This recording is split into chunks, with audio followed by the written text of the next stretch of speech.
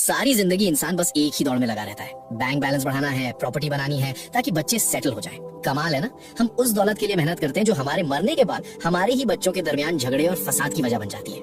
लोग कहते हैं इतना नाम कमाओ कि मरने के बाद दुनिया याद रखे। अरे भाई, दुनिया के याद रखने से कब्र में एसी नहीं लग जाता। दुनिया 2 दिन रोएगी, तीसरे दिन बिरयानी खाएगी और भूल जाएगी।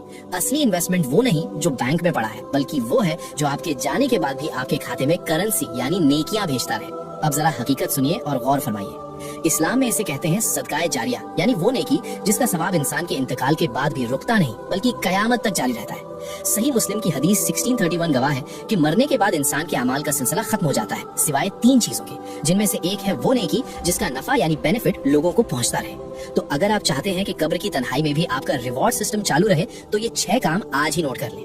कुरान पाक, किसी को कुरान मजीद तोहफे में दे, जब जब वो पढ़ेगा हर हर्फ पे आपको सवाब मिलेगा।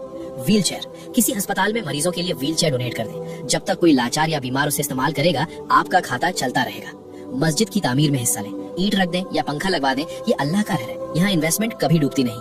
पानी का इंतजाम, कोई कुआं खुदवा दें, बोरवेल लगवाएं या किसी पब्लिक जगह पे वाटर कूलर रख दें। जब भी कोई इंसान, परिंदा या जानवर अपनी प्यास बुझाएगा आपकी रूह को ठंडक मिलेगी। दरख्त, एक पौधा लगा दें, जब भी कोई उसके साए में बैठेगा या उसका फल खाएगा वो आपके लिए सदका बन जाएगा।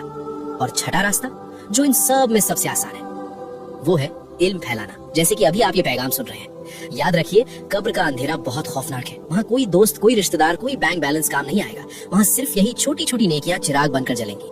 मौत का कोई कैलेंडर नहीं होता, बुलावा कभी भी आ सकता है, इसलिए इंतजार मत कीजिए। ये छठा काम अभी करें। इस पैगाम को अपने मुस्लिम भाई बहनों तक पहुँचाएं। अगर आपकी वजह से किसी एक ने भी इनमें से कोई एक नेकी कर ली, तो सोचिए आपकी आखिरत का कितना बड़ा सामान तैयार हो जाएगा।